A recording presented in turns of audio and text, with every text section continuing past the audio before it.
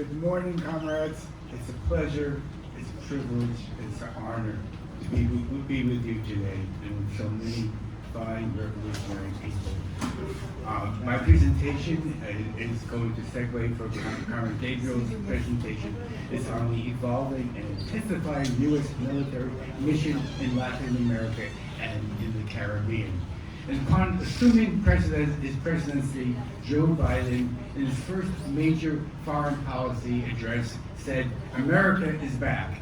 He said it 3 times, "America is back, America is back, America is back." And what he meant was that this would be an intensification of the aggressive expansion of the U.S. military into Latin America and the Caribbean. In just the last year, U.S. Marines and Special Forces boots on the ground landed in Peru in May. They were brought in by the unelected right-wing government to address internal unrest. In October of last year, the U.S. got the UN Security Council to approve the military occupation of Brazil using foreign proxy troops. They have yet to succeed in landing those troops, though. Also in October of last year, the right-wing government of Ecuador resorted to deploying U.S. troops to deal with their domestic insecurities. And that just scratches the surface of what U.S. military engagement has been in this last year. The post-World War II mission of the U.S. military has evolved. First, it was a fight against communism, which ended about 1991. Then the war on drugs, and that's continued to the present, followed by the war on terror, and most recently, the U.S. military doctrine is great power competition. What does great power competition mean? It means precisely maintaining U.S. hegemony in an emerging multipolar world where the U.S. hegemony is increasingly being challenged. Thus, the U.S. military strategy has pivoted from fighting communism, terrorism, and drugs to containing China, to a lesser extent Russia, and even Iran. China is now the leading trading partner in South America and the second leading trading partner in the entire region. The Latin American theater is being pitched by the U.S. Southern Command as, quote, a nearby test bed. A test bed for training people and equipment for a war against China. They call this, the U.S. Southern Command calls the Latin American and Caribbean region, quote, the prime location for experimenting with and testing new technologies for a future world war. The U.S. Southern Command has particularly targeted Venezuela, Nicaragua, and Cuba. Why? Because they present a threat. What kind of threat do these 3 countries present? They present the threat of a good example, and that is why the imperialists are opposed to them. In addition, those 3 countries, amongst many other countries in the region, have increasingly developed ties with China, and similarly with Russia, and also with Iran.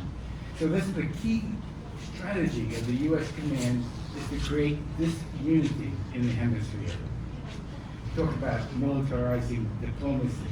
The Pentagon, along with the National Security Council, and even the CIA, have taken on an increasingly pronounced role in diplomatic relations, formerly the purview of the U.S. State Department. This drift of diplomatic function to the military has become more pronounced with the appointment of Laura Richardson. How many people know who Laura Richardson is, the 4-star general? Does anybody know Laura Richardson, the 4-star general? Yeah. The head of the U.S. Southern Command. She took on that role in 2021. And when asked about her interest in the region, she unapologetically admitted that the U.S. seeks hegemony over the region and possession of its rich resources. On the status of U.S. forces, Washington is by far the largest source military aid, supplies, and training in the region. The United States has 12 military bases, each in Panama and Puerto Rico, 9 in Colombia, 8 in Peru, 3 in Honduras, 2 in Paraguay, along with military installations in Aruba, Costa Rica, El Salvador, and Peru. And these are in addition to the oldest military installation in the region, which is right here. In total, the U.S. has 76 bases in the region as of 2018. That's the most recent statistics I could get, plus numerous unconfirmed operational bases, and these all function as military centers for cyber warfare posts.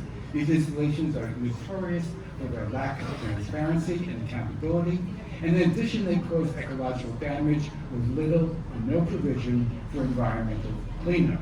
In addition to bases, the U.S. has major military operations in Argentina, Ecuador, Uruguay, Guatemala, Bolivia, and Mexico.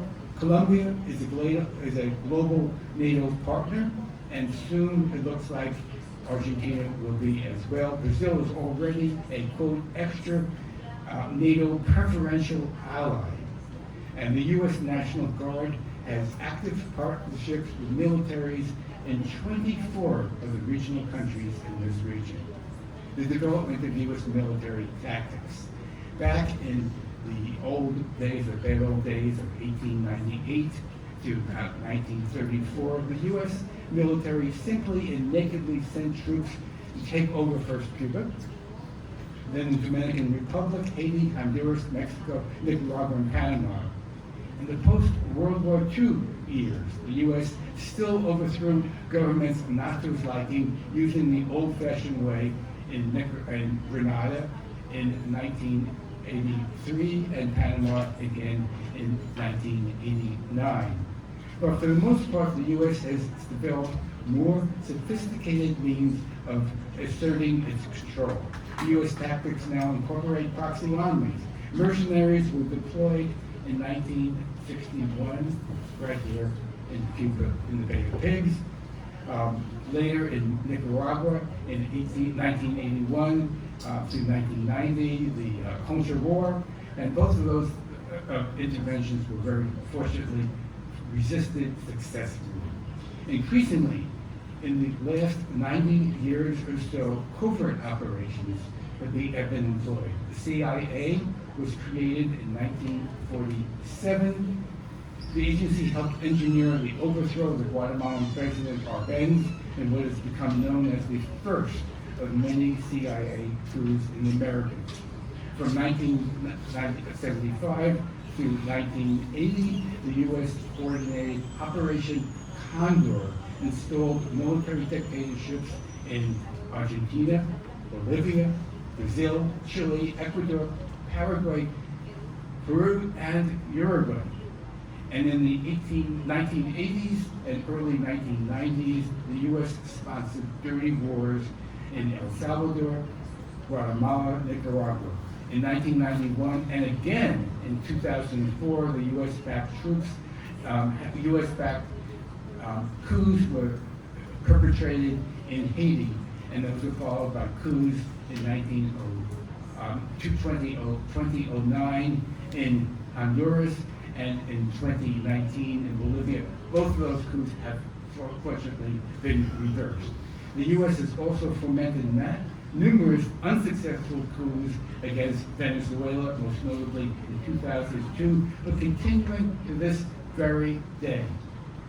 And on May 24th of this year, the international petition will be sent to the United Nations protesting those coups, ongoing coups against the Venezuelan government. If you want to sign up on that international petition, go to the website, the Alliance for Justice website. The U.S. Military missions have expanded and their scope, and that scope is included environmental, humanitarian, and drug interdiction. And finally, let me conclude with the other form of warfare, which is hybrid warfare. In addition to explicit military exercises described above, the U.S. has increasingly employed hybrid warfare to try to maintain its dominance in the emerging multipolar world. Sanctions against Venezuela were started by Obama, intensified by Trump, and seamlessly continued by Biden. Despite the UN's nearly unanimous condemnation of the U.S. blockade of Cuba, that continues, and contrary to campaign promises, Biden has intensified that blockade, and we also see the intensification of the hybrid war in Nicaragua. As we speak right now, the U.S. Senate is considering an increased sanctions law. To end, I'll just conclude by saying the extraterritorial projection of Yankee military power has become more sophisticated and more pervasive. And in this year, the 201st year of the Monroe Doctrine, Simon Bolivar's words are ever more prescient. Quote, "The United States appears to be destined by Providence to plague America with misery in the name of freedom." Thank you very much.